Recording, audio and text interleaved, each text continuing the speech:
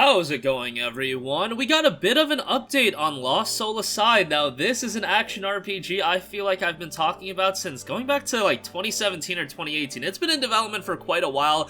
The game itself looks incredible. Hopefully it'll be out soon, but the Lost Soul Aside official Twitter account has published a short interview with the game director, and I want to go over that. PlayStation 1 games, I'm sure you guys are aware, they're starting to roll out over on the Malaysian PlayStation Store, and we have some notes and updates on that. A lot of you guys probably have already seen the talking points regarding it, but we'll go over it as well, and I'll give you guys my initial impressions. And also, Forspoken might end up being delayed if Square Enix can put out Final Fantasy XVI this year instead. This is something that I had mentioned in a previous video as an option for Square Enix, but we'll talk that at the end of this video. That's coming from Nick over at the Xbox Era Podcast.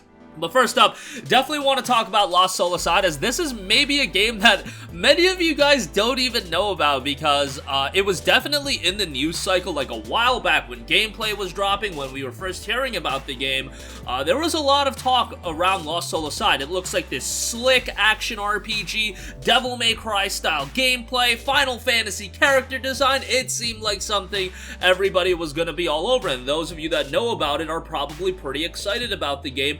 Looked incredibly smooth based on the gameplay that we've seen. However, we just haven't heard a lot about it. However, the Lost Soul Aside official Twitter account has published a short interview with the game director Yang Bing, in which he discusses the game, his first experience with the PlayStation 5, how it has influenced him, and more. Now, bear in mind, when this game was revealed, announced, it was obviously a PlayStation 4 title. It's a cross-gen game now, I would imagine, but let's go over the interview itself. Please briefly introduce yourself and your game with China Hero Project. China Hero Project obviously putting out a lot of games.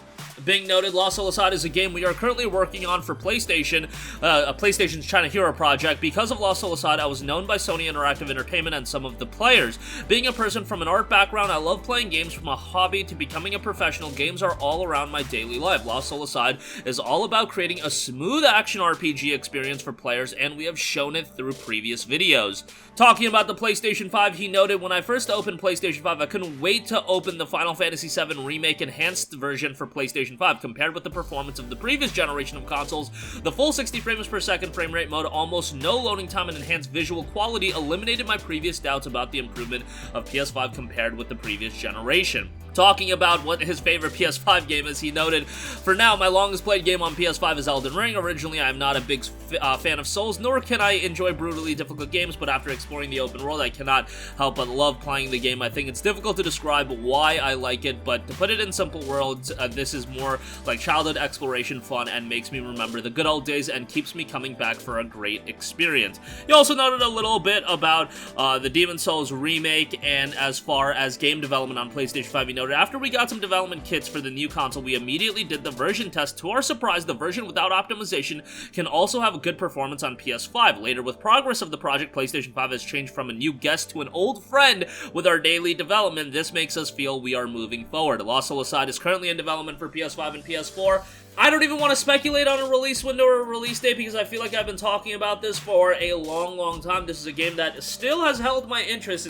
It's just at this point, it's been revealed for so long that, you know, it's hard to get overly excited about it until we get an official release date or a release window at the very least, but fingers crossed for 2023, if nothing else. Alright, moving on from that, PS1 games obviously rolling out on the Malaysian PlayStation Store to buy. So, I should have mentioned this more thoroughly in previous videos. So, PS1 Classics and Classics in general, being PS1 and PSP titles, those are going to be available as a part of PS Plus Premium, but they're also going to be available as standalone purchases. So, if you don't want to sign up for, you know, the $18 a month or whatever it is, you can just buy those games standalone, and those games are starting to roll out. Now, the one game that you can buy right now is Oddworld Abe's Odyssey. A lot of talk regarding the pricing. If you do a direct conversion, I believe it's $4 and change. So a lot of people are thinking these games are going to be $4 to $5.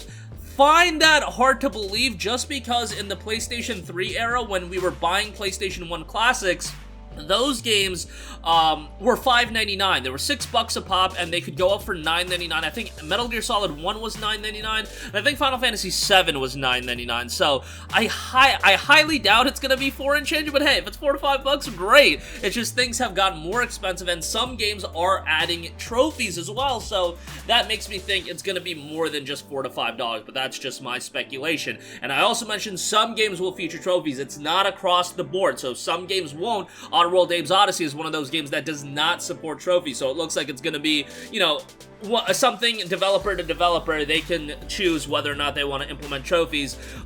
You know, I can understand it being optional just because you could roll out a lot more PS1 games that way. But yeah, that is a little bit of a bummer, I imagine, for some people, and it would have been nice if it was across the board, but if you want to get as many titles on there as possible, that's probably the best way to do it, and hopefully for the big titles, we do get trophy support. So, there are also a variety of different modes. You can play a 4x3 or 16x9, even stretch if you want to do that. You can play in default, retro, classic, which is effectively a CRT, and then modern, and they all have a bit of a different look to it. So it's nice that they're including that as well. Again, as far as price point, find it hard to believe it's going to be $4 to $5. I think it's going to be more, at the very least, $6, and I could see it being $10 a pop, but hey, I think anything over $10, nah. We ain't going there. No. We're not going above $10. Let's not do that right now. But, yes, a 6 to 7 I think would be perfect. 4 to 5, obviously ideal. We're trying to spend less money here, but I imagine a lot of you guys are just going to access these games through your subscription service if you're signing up for the highest tier. Lastly, I do want to note, Nick from the Xbox Era podcast noted recently on his podcast that they could, Square Enix that being, could delay Forspoken again under the condition they can release Final Fantasy XVI. This is something I had speculated on. If Final Fantasy XVI, as we had heard, is nearly finished, you should want to get that game out as soon as possible, and the fall of this year would make a lot of sense. However, you also don't want to compete with yourself as far as dropping Final Fantasy XVI and Forspoken. 2 RPGs doesn't make a lot of sense. Let's not get into Titanfall 2 territory where EA shot themselves in the foot with that game. Let's not do that here. Forspoken is a brand new IP. You want to give that game every opportunity possible for it to succeed. And hey, spring of next year? Probably going to be a more quiet period for game releases than fall of this year, so give Forspoken time in the oven. Nobody is in a rush to really play that game. Everybody wants that game because it's a brand new IP to be as good as possible, iron out all the issues. It already got delayed once, and I can understand, you know, delaying the game again, that could upset people, but at the same time, look, there might be a few people that are upset, but if the condition is we're getting Final Fantasy XVI this fall instead, I think most people would be okay with it, and Forspoken is a game that, you know, I talk a lot about delays and whatnot, but this is one case. It would be best case scenario for everyone involved. For the consumer, you're getting Final Fantasy XVI, that game is going to sell really, really well. Holiday season, that is a slam dunk. Forspoken, you're giving it more time in the oven, and you can let that game really become something better than it is, because I think the general rhetoric that I'm hearing on social media and my comment section, whenever I talk about this game, is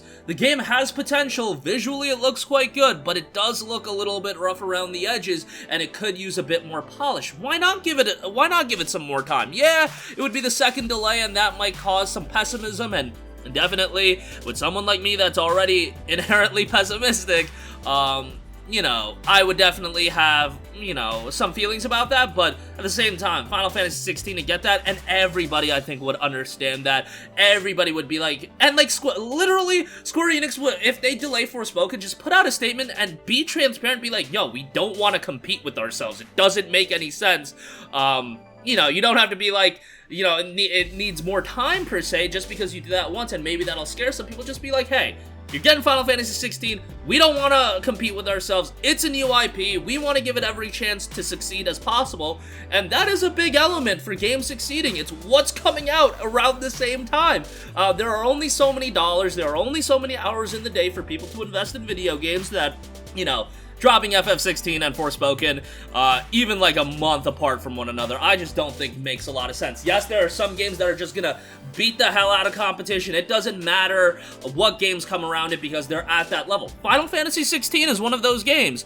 Forspoken, it's a new IP, I feel like it is not, but that is gonna do it for me. Again, hopefully we hear more concrete information about Lost Soul Aside soon, but I found that developer interview rather interesting. PS1 games rolling out in the Malaysian PlayStation Store again. Hopefully we'll get more information on PS Plus Premium here soon, and Final Fantasy XVI, maybe this year, Forspoken in 23, we'll see how that all turns out. That's gonna do it for me. Sound off with all of your thoughts in the comment section down below. Thank you for watching, and goodbye.